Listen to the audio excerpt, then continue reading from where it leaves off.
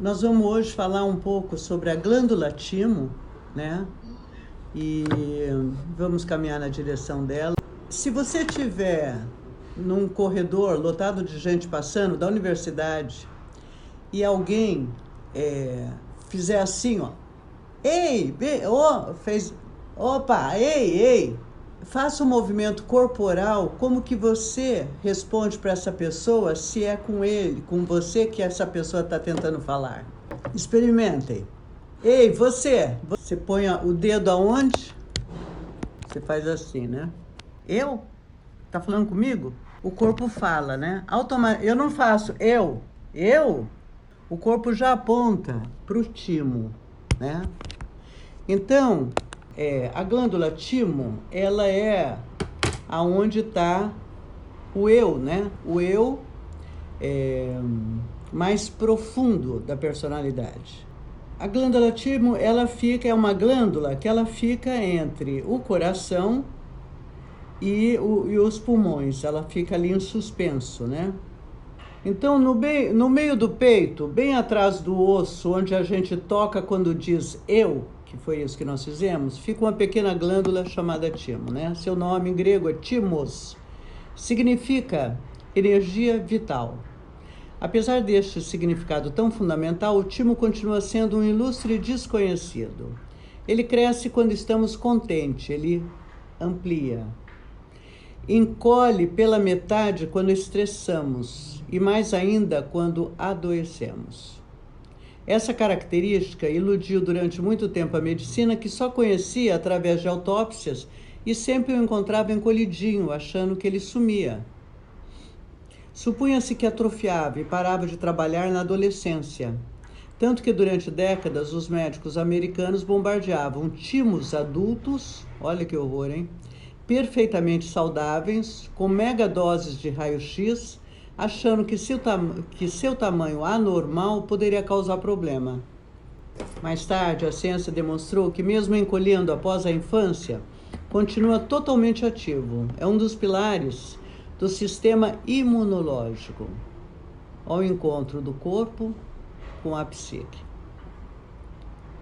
Junto com as glândulas adrenais e a espinha dorsal, está diretamente ligado aos sentidos, à consciência e à linguagem. Então, sentido sensorial, a consciência e a linguagem. Por isso que fulano está com tanto medo que paralisa, tenta falar e não consegue falar. Como uma central telefônica por onde passam todas as ligações, faz conexões para fora e para dentro. Se somos invadidos por micróbios ou toxinas, reage produzindo células de defesa na mesma hora. Mas também é muito sensível a imagens, cores, luzes, cheiros, sabores, gestos, toques, sons, palavras, memórias, sentimentos e emoções. Amor e ódio o afetam profundamente, podendo, dependendo do estresse, desenvolver sintomas psicossomáticos. O detalhe curioso é que o timo fica encostadinho no coração, que acaba ganhando todos os créditos em relação a sentimentos, emoções, decisões, jeito de falar, jeito de escutar, estado de espírito. Fiquei de coração apertadinho, diz a expressão. Revela uma situação real do timo, que só por reflexo envolve o coração. Bem como a ilusão criada na síndrome do pânico, no qual o sujeito acredita estar tendo um ataque cardíaco pela aceleração sentida, porém não é o coração, é o timo, que tenta desesperadamente a inglória tarefa de acordar o sujeito para a sua realidade psíquica. Portanto, acolha sempre suas emoções, que assim sua consciência auxiliará sua glândula timo na expansão do seu psiquismo, ampliando sua mente. No conceito oriental, o próprio chakra cardíaco, fonte energética de união e compaixão, tem mais a ver com o timo do que com o coração. E é justo na glândula timo que os ensinamentos budistas ensinam ser a passagem do estágio animal para o estágio humano. Apesar da necessidade de maiores pesquisas, por enquanto, as mesmas vão na direção de atribuir ao timo o centro do psiquismo e a morada do self. O que nós queremos, quando eu digo que eu preciso me livrar de todas as projeções que eu faço sobre a fala do outro, por isso que é tão difícil. A Vera falou, a Norma fala que é simples, mas não é simples, não é mesmo, porque requer uma escuta em que eu tenha o menos ruído possível ao ouvir o outro, e para isso eu tenho que ter uma conexão comigo de tamanha ordem que as projeções automatizadas, elas são crivadas, triadas pela minha consciência. Então não é fácil, não é mesmo, não é simples. O caminho é dado, porém o exercício com o timo requer um exercício, eu faço diário, tá? De um estado meditativo, um pouco antes que eu me recolho para dormir, né? Não muito cansada, senão eu não consigo fazer por cansaço, o sono me toma, mas muitas vezes aqui fora no ego eu estou de uma forma, quando eu entro em meditação, ponho uma música que me ajuda, né? Crio uma imagem que também me ajuda, vejo que ele é muito sensível à imagem, a sentimentos, né? A cheiros, a sons, então eu ponho músicas mais ligadas a sinos, né? Me levando para dentro, tem uma imagem que é cátedra, é o que me faz conectar-me ao meu self. Tudo isso é com a finalidade de exercitar o contato com o meu self, que é o aspecto psíquico, psicológico.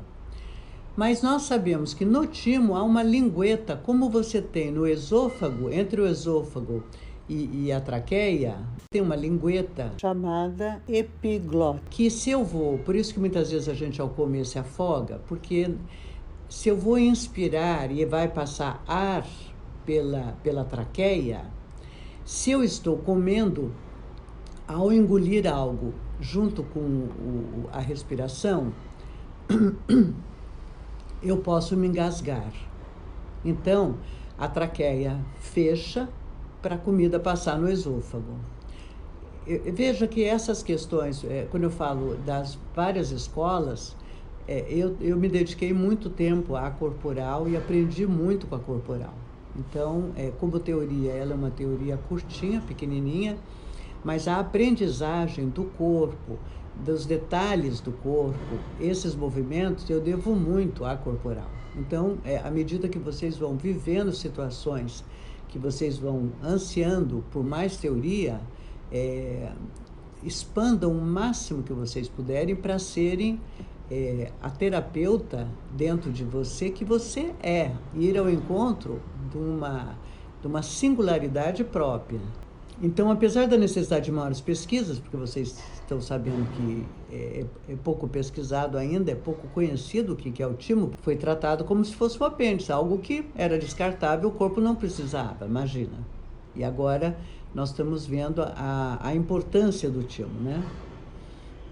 Então, ele apesar de maiores pesquisas, as mesmas vão na direção de atribuir ao timo o centro do psiquismo e a morada do self. O que nós queremos o tempo todo aqui com a metacomunicação é uma via direta, através dos sonhos, nós acessarmos o self. Esse diálogo, esse ir e vir do ego submetido ao self, e sabermos que esse é um exercício que, na estado de meditação, eu vou para dentro do meu timo e faço o contato, e muitas vezes eu encontro, muitas vezes aqui fora, existe angústia, existe o comportamento, como eu coloquei na outra aula, o comportamento da angústia, o comportamento da ansiedade, e quando eu vou para dentro do timo, muitas vezes eu encontro lá outro clima, outro estado. Porque nessa lingueta que abre entre esôfago e traqueia, mas no timo, entre o psíquico, o psicológico e a espiritualidade, É comum que você comece uma meditação em estado meditativo psicológico e, dali a pouco, a parte psicológica cessa e você entra num campo que, a meu ver, já é espiritual. É muito interessante esse local, porque você percebe o quê? Uma nutrição. Amanhã eu espero que vocês todos recebam as palavras psicanalíticas que eu ponho logo no início da manhã. Eu creio que a maioria aqui receba, não sei se alguém não recebe. Mas como nós estamos num campo que o inconsciente está atuando entre você e o seu paciente, muitas vezes você sonha estando acordado com imagens ou com frases que lhe atravessam. Então nós somos todos porta-vozes do inconsciente, por isso que não tem nenhuma importância se é um catedrático que está falando sobre a experiência dele, lógico que a gente vai beber dessa sabedoria, ou se são pessoas com menos tempo de clínica. O importante é que você é veículo, é instrumento, né? Então, esse local eu desenvolvo o self, o meu contato com o meu self, com todo o respeito, sem a pretensão de ter o controle sobre isso, e sim a postura de gratidão por quando, através dos sonhos, me são elucidados questões que vêm diretamente do self. Como discernir quando questões profundas e verdadeiras, e só o tempo que eu vou poder dizer, de quando esse lado obscuro da sombra que vem e assopra, né, diluindo a veracidade do self, né? Então, o self, então, é a casa, o local de chegada, é o local de desenvolvimento. Se isso acontecer, que isso vai transcorrer ao longo da sua vida. Por isso que eu pergunto, quando a Maria Tereza fala, eu estou retornando, né, acompanho, eu também entendo porque esse percurso da sabedoria e do self é para uma vida inteira. Finalizando sobre o timo, o self não nasce maduro. Como todo crescimento humano, ele vai se desenvolvendo ao longo da vida. É isso que eu estou falando, né? Obedece à direção da imaturidade para a maturidade psíquica. É o mesmo pensamento do Winnicott, né? Nós nascemos imaturos e caminharemos ao longo da vida para a maturidade. Veja que como leva tempo para desenvolver a maturidade, o self e a consciência, né? Que precisa 70, 100 anos para. Dificilmente você vai pegar uma pessoa com 30 anos já com isso maduro. Então, quanto mais tempo se passa, mais possibilidade da maturidade, nos darmos essa maturidade. Né? A maturidade no sentido da idade, dar essa. Nice Silveira, uma grande mística, claro. Então ela fazia as reuniões, o Freud fazia as reuniões das quartas-feiras, né? A Nice fazia as reuniões na Casa das Palmeiras, que todo mundo ia ouvi-la. Por que eu? Só porque ela era uma psiquiatra que trabalhava com a loucura no hospital? Não, porque era uma grande sábia, né? Ela ali reunia artistas, poetas, seresteiros, boêmios e os psicoterapeutas, os psicanalistas, né? Então, era uma figura, né? Uma pessoa muito interessante. A qualidade das experiências emocionais, algumas difíceis de transpor, ampliam ou estancam o timo, né?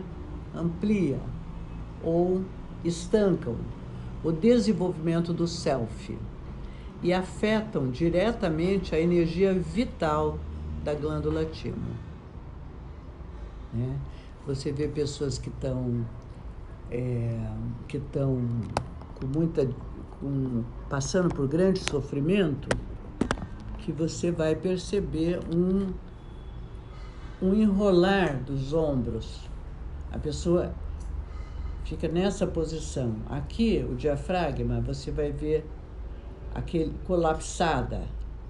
como, como uma coluna dorsal, porque aqui é equivalente à coluna atrás, aqui está deprimido, está tentando, digamos assim, proteger-se, né, emocionalmente. Então você percebe, é diferente da pessoa que está bem e feliz, que aqui se abre, desenrola o ombro.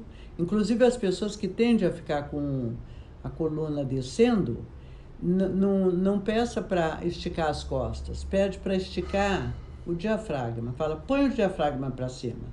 Quando põe para cima, o ombro desenrola e vai para trás, tá?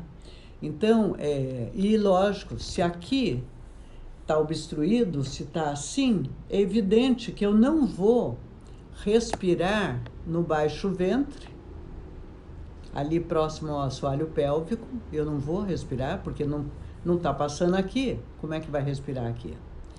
E se eu não respiro no ir e vir, né, da minha respiração, eu não ativo as glândulas do parasimpático da noradrenalina, da acetilcolina, da serotonina, porque os gânglios para o corpo, na lateral das coxas, ali entre o quadril e as coxas, é que você vai ter ali a terminação dos gânglios do parasimpático, que produz um estado emocional agradável, gostoso.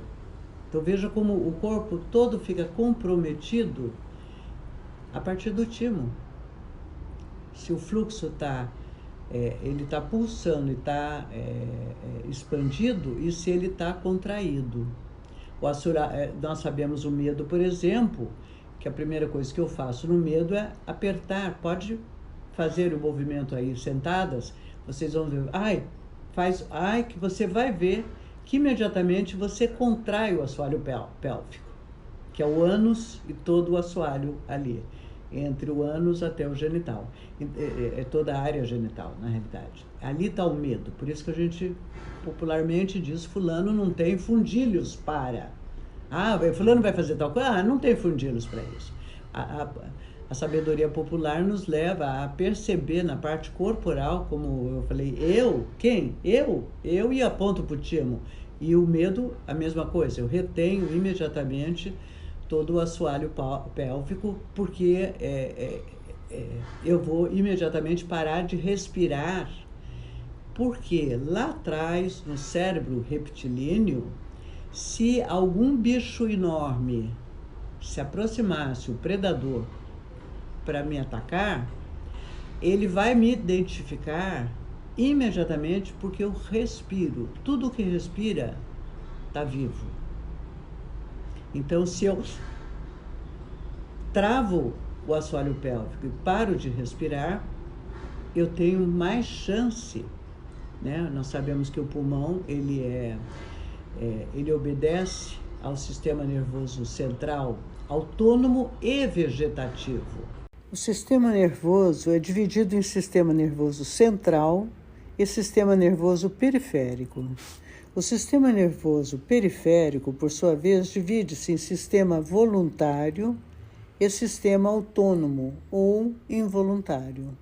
Ok, nós vamos falar hoje também sobre ética, tá? Porque o self, ele está muito ligado à questão digamos assim, do quanto você pode desenvolver a sua capacidade de conexão com o teu corpo e a parte psicológica e os seus sentimentos e as fantasias que passam. Em conjunto, é muito importante que você também reflita muito a respeito da ética. A ética é uma questão universal. Gozado que, quanto mais eu estudo Bion, mais eu percebo o quanto o Bion, quanto ele recomenda a questão da ética, né? Não uma ética moral, tá? Não é ética moral de religião, da igreja. É uma ética universal. Nós vamos falar um pouquinho sobre isso daqui a pouco. Eu gostaria de fazer o exercício do timo, pode ser? Vamos fazer? Ok? Então, eu gostaria assim que cada um só tirasse a câmera para ficarmos cada um de nós completamente voltados para si, né? Só tirem a câmera. Isso. Então, Maria Tereza, seria interessante tirar a câmera também. Isso. Então, sente-se bastante, de uma forma bem confortável. Se você prioriza ficar com a coluna ereta, priorize, mas de uma forma geral, o importante é você estar conectada com o seu corpo, com a sua respiração e voltar-se para essa região da glândula timo, entre um seio e o outro. Você pode localizar com os dedos, você pode procurar um local de dor. Normalmente, o timo ele tem a localização dele entre o seio e o outro, ele tem um ponto ali que dói. Se você aperta, e você vai ver que à medida que você vai vivendo a experiência do contato com o timo, vai variar essa dor. Ela não é sempre a mesma. Tem vezes que você demora muito tempo para localizar, porque você não encontra o local de dor. Tem vezes que ela está nevrálgica, muito sensível. Você localiza um abaulamento e uma dor específica, bem própria dessa glândula, desse local do timo, que é tudo indica que é o centro do psiquismo e onde a morada do self, conforme o texto que eu escrevi fala, né? Muito bem. Ela tem uma pulsação, você pode sentir embaixo dos seus dedos. Se você localizou, você vai ver que tem um batimento cardíaco ali, que pode ser por reflexo do coração, que está muito... O coração ele fica na posição mais no centro, mais voltado para a esquerda, né?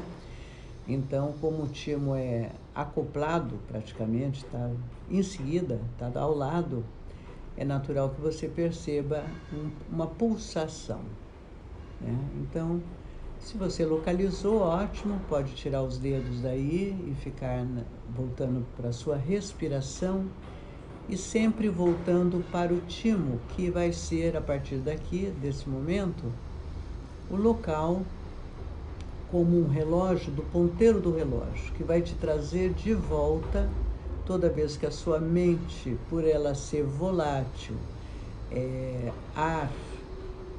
subjetiva, cada vez que ela voar, e você, depois que acompanha esse voo dela, você quer retornar para sua casa, para sua morada, para o seu eu, você volta para o timo. Então, respire, sinta o timo, ouça todos os barulhos ao redor, de onde você está. Sinta os cheiros, perceba o seu corpo, onde tem pontos de tensão, tente soltar.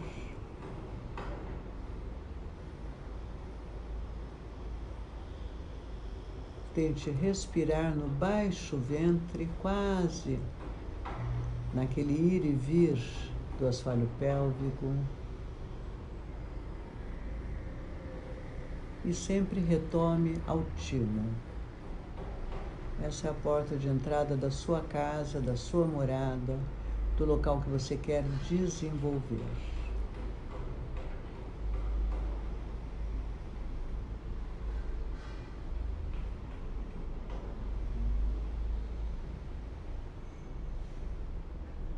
Se permita entrar pelo silêncio.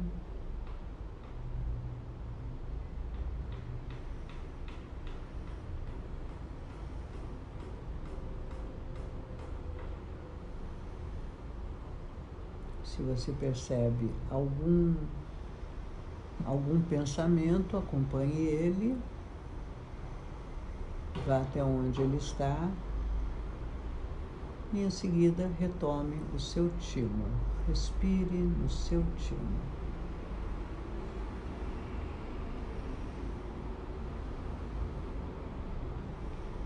Lembre-se daquela imagem dos templários, onde ali possa ter luz, claridade, consciência.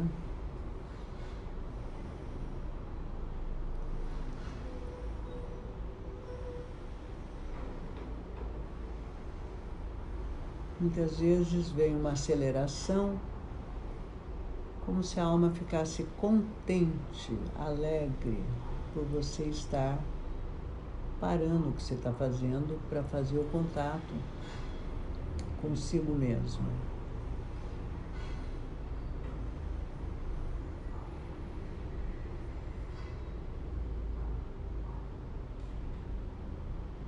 É interessante quando vem a aceleração, porque é como se fizesse festa, o timo fizesse uma festa.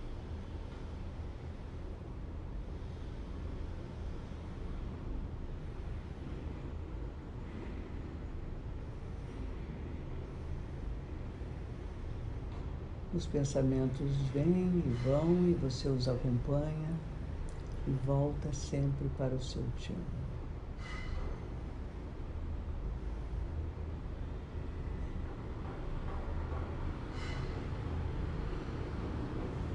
Se te passa algum sentimento, se ausculte. Pergunte-se: o que é que eu sinto?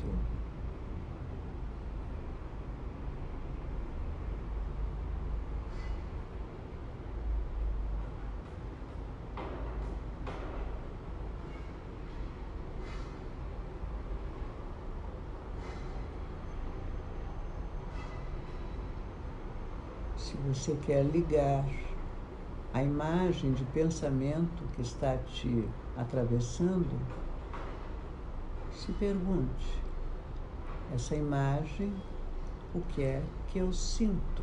O que subjaz a essa imagem?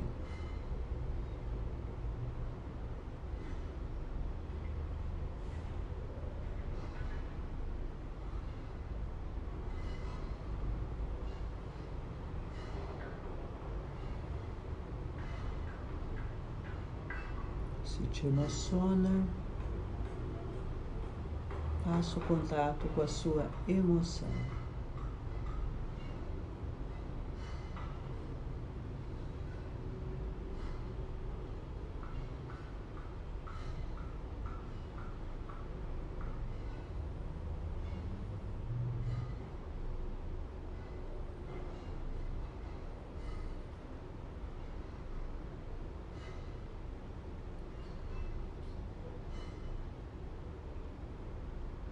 Sempre volte ao timo. Faça esse exercício diariamente. Você vai desenvolver essa vibração que há pouco a Milene estava falando, essa vibração e essa conexão com a tua alma. Diz Schopenhauer que na hora da morte, muitas vezes a alma se apresenta. E o ego, num diálogo rápido, diz: mas onde você estava, que eu te busquei a vida inteira? E dá aqueles lampejos no olho de quem está morrendo, de um brilho intenso, que depois é relatado pelos familiares, que é o encontro com o self, ou com o eu profundo, né? Então veja que nós temos, via timo, a possibilidade desse contato, de desenvolver paulatinamente esse caminho extraordinário.